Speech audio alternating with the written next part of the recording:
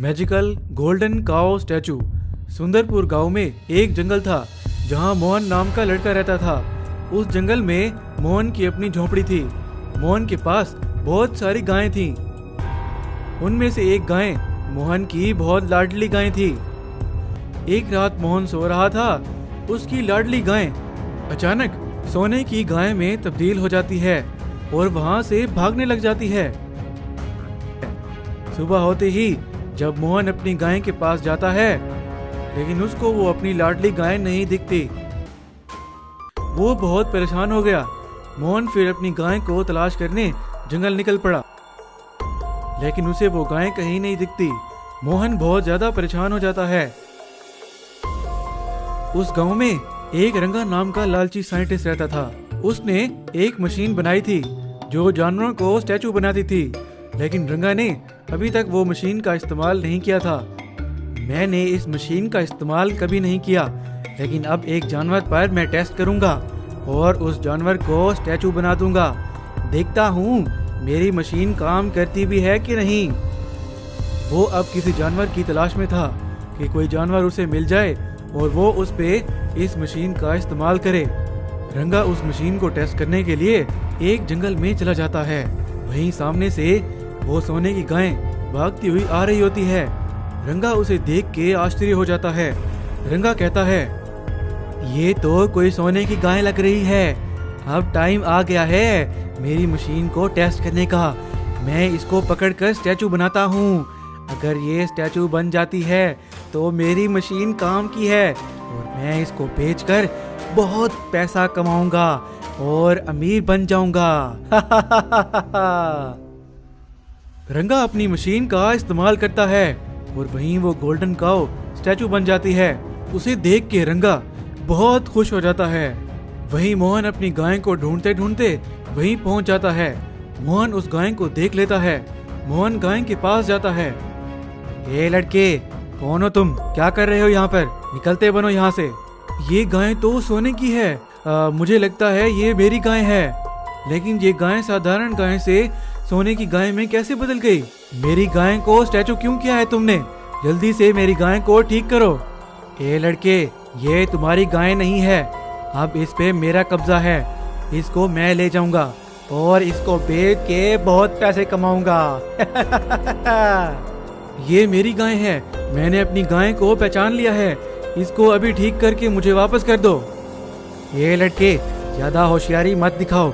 चुपचाप यहाँ से निकलते बनो, वरना तुम्हें भी इसी तरह स्टैचू बना दूंगा। मेरी गाय को तुरंत ठीक करो, वरना अच्छा नहीं होगा। वहीं वो गोल्डन काऊ अपनी पावर का इस्तेमाल करती है और रंगा को गिरा देती है। रंगा वहीं गिर जाता है। अब मजा आया तुम्हें? मेरी गाय को चोरी करने चला था और इससे पैसे कमाना चाहता था। अब मैं अपनी गाय को लेके जा रहा हूँ। मेरी गाय तो एक जादुई गाय है। मुझे तो पता भी नहीं था कि मेरी गाय में इतनी ज्यादा पावर्स हैं। अब मैं इस गाय को एक सुरक्षित जगह पर लेकर जाता हूँ। मोहन अपनी उस गाय को लेके वहां से चला जाता है और उसे एक सुरक्षित जगह पर छुपा देता है। हमला करने ही वाला था कि वहीं एक बहुत विशाल मॉन्स्टर प्रकट होता है। मोहन और बकरी उस दरवाजे में चले जाते हैं। Golden goat rescue and monster attack. Sundarban के गांव में मोहन और उसकी माँ अदिति रहते थे। उनके पास कुछ बकरियां थी। गरीब होने के कारण मोहन और उसकी माँ बहुत मेहनत करते थे। मोहन की माँ अदिति कपड़े सिलने का काम करती थी। उनके गांव में एक मगन लाल सेठ रहता था। वो हर व्यक्ति को ब्याज पर कर्जा देता था। सेठ का कर्जा ना देने के कारण एक दिन सेठ अपने गुंडों को लेकर उनके घर आ गया और बहुत गुस्से में, मेरा कर्जा ना उतारा तो मैं तुम्हारा घर अपने कब्जे में ले लूंगा। मैं तुम लोगों को कल तक का समय ही दे रहा हूँ। अगर कल तक कर्जा ना दिया, वो भी ब्याज के साथ। ये कहकर मगन लाल सेठ वापस चला जाता है। अदिति बहुत परेशान थी क्योंकि उनके घर में खाने का सामान खत्म हो गया था। तो अदिति ने मोहन को बोला, अब तो सेठ भी अपना कर्ज लेने आ गया और हमारे घर में खाने का सामान भी नहीं है। मोहन बेटा, मैंने सुना है दूसरे गांव में एक आदमी रहता है जो बकरियां अच्छे दामों में खरीदता है, जाके अपनी इन बकरियों को बेच आओ, फिर हम घर का सामान ले लेंगे और सेठ का कर्जा भी उतार लेंगे। मोहन बकरियों को लेके दूसरे गांव उस आदमी के पास बेचने जा रहा था और वहीं वो एक जंगल से गुजर रहा था। वहीं उसकी बकरियां घास खाने लग गईं। वहीं मोहन भी थक गया था तो मोहन एक पेड़ के नीचे बैठ गया और वहीं सामने से एक शेर उसकी बकरियों पर नजर रखे हुए था। शेर बकरियों पर हमला करने ही वाला था कि वहीं एक बहुत विशाल मॉन्स्टर प्रकट होता है और वो उस शेर को खा जाता है और मोहन की बकरियों को भी खा जाता है और वहीं वो मॉन्स्टर गायब हो जाता है। मोहन ये सब देखकर बहुत डर जाता है। मोहन बहुत परेशान होकर घर की तरफ लौट ही रहा था। वहीं थोड़ा आगे जाने के बाद सामने एक जाल में एक बकरी फंसी हुई थी। मोहन उसके साथ चला जाता है। थोड़ा आगे जाते ही वहीं एक जादुई दरवाजा प्रकट होता है। मोहन और बकरी उस दरवाजे में चले जाते हैं। वो एक जादुई दुनिया में पहुंच जाते हैं। वहीं बहुत सारा सोना और पैसे पड़े होते हैं। मोहन इन सब को देखकर बहुत आश्चर्य हो जाता है। बकरी मोहन से कहती है, मोहन, तुम यहाँ से जितना सोना उठाना चाहते हो उठा लो, कोई तुम्हें यहाँ कुछ नहीं कहेगा और अपनी सारी समस्याएं दूर कर दो। मैं इतना सोना नहीं ले जा सकता, सभी गांव वाले मुझ पर शक करेंगे। वो बकरी मोहन को बहुत सारा सोना और पैसे उठा के देती है और मोहन को कहती है, ये सारा सोना अपने घर ले जाओ और मजे करो। मोहन बकरी का धन्यवाद करता है और वहीं दोबारा उसी दरवाजे से वापस अपने घर पहुंच जाता है। मोहन के पास इतना सोना देखकर मोहन की माँ आश्चर्य हो जाती है और मोहन से पूछने लगी, मोहन बेटा, ये तुम कहाँ से ले आई हो इतना सोना? नहीं माँ, मुझे जंगल में एक बकरी जाल में फंसी हुई मिली थी, मैंने उसकी मदद की। वो एक जादुई बकरी थी। वो बकरी मुझे एक जादुई दुनिया में ले गई और मुझे ये सारा सोना और पैसे उठा के दिए। मोहन की माँ ये सब देखकर बहुत खुश हो जाती है। मोहन और उसकी माँ अदिति ने अब सेठ का कर्जा भी उतार दिया। अब वो बहुत अमीर हो गए और एक बड़ा सा घर भी खरीदा और खुशी खुशी रहने लगे।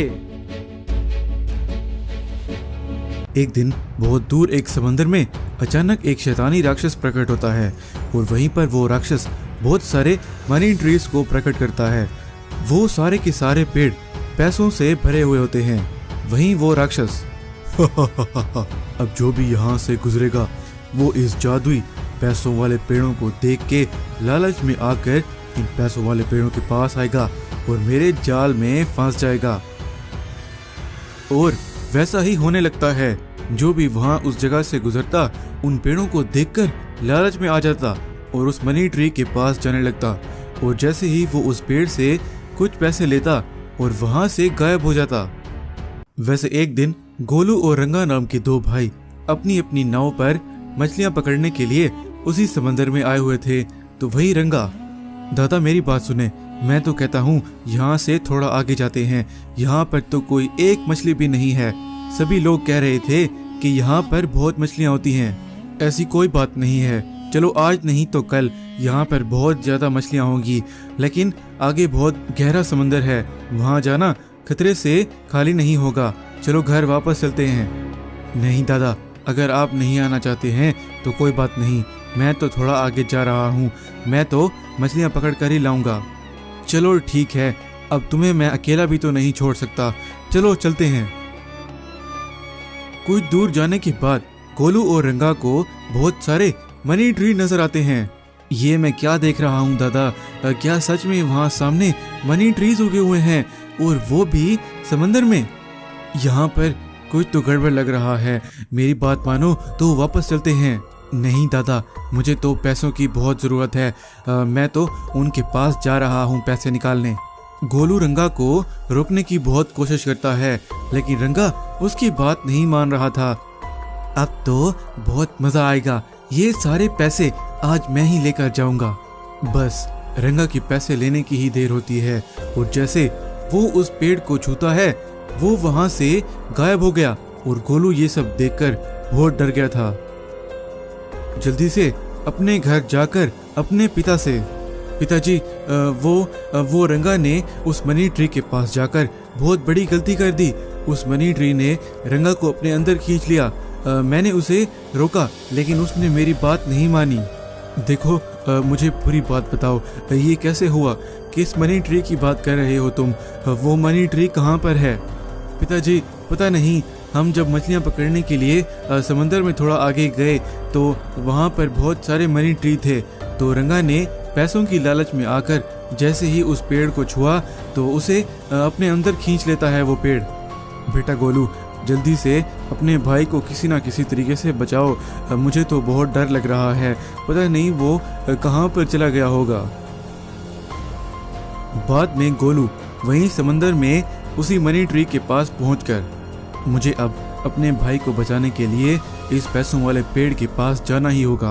अब पता नहीं आगे क्या होने वाला है मेरे साथ भी। गोलू भी उस मनी ट्री को जैसे ही छूता है वो भी वहां से गायब होकर गोलू भी उसी जगह पर पहुंच गया था। वो राक्षस भी वहीं पर होता है और गोलू का भाई रंगा भी था और बहुत सारे लोग कैद होते हैं जो पैसों वाले पेड़ों को देखकर लालच में आ गए थे। ऐसा तो मैं पहली बार देख रहा हूँ। लगता है ये सारा काम इसी राक्षस का ही होगा। मुझे तुरंत रंगा को यहाँ से लेकर जाना होगा और बाकी लोगों को भी। गोलू जब रंगा के पास पहुँचता है तो रंगा, दादा मुझे माफ कर दो, मुझे तुम्हारी बात माननी चाहिए थी। वो मनी ट्री इस राक्षस का बनाया हुआ एक प्लान था और आज रात ये हमें खाने वाला है। जल्दी से मुझे यहाँ से बाहर निकालो। वो राक्षस गोलू को देखकर बोलता है, तुम्हारे अंदर तो कोई लालच नहीं है, लेकिन तुम्हारा भाई बहुत लालची है। अब ये मेरा भोजन बनेगा और ये सारे लोग भी, और ये मेरी दुनिया है। मुझे इंसान खाना बहुत पसंद है, इसीलिए मैं उनको यहाँ उस मनी ट्री की लालच देकर यहाँ पर बुलाता हूँ। देखिए, कृपया करके मेरे भाई को और इन सभी लोगों को छोड़ दे और ये फिर ऐसा नहीं करेंगे। मैं आपके लिए बिरयानी लेकर आता हूँ, वो इंसानों से बहुत ही स्वादिष्ट होती है।